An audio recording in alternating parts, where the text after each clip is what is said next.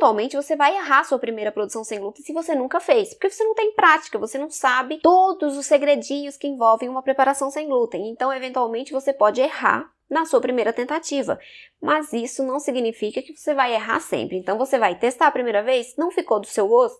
Testa uma segunda vez a mesma receita sem alterações nos ingredientes.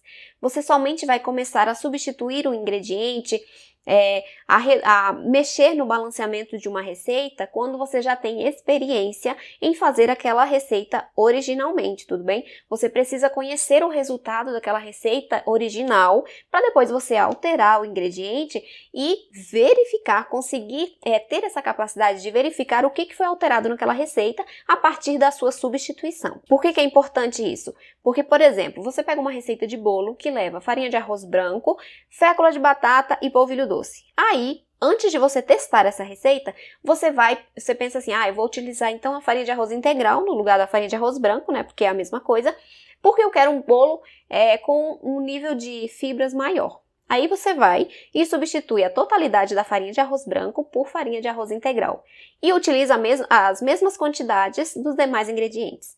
E o seu bolo vai ficar o quê? Seco e farelento. Por quê?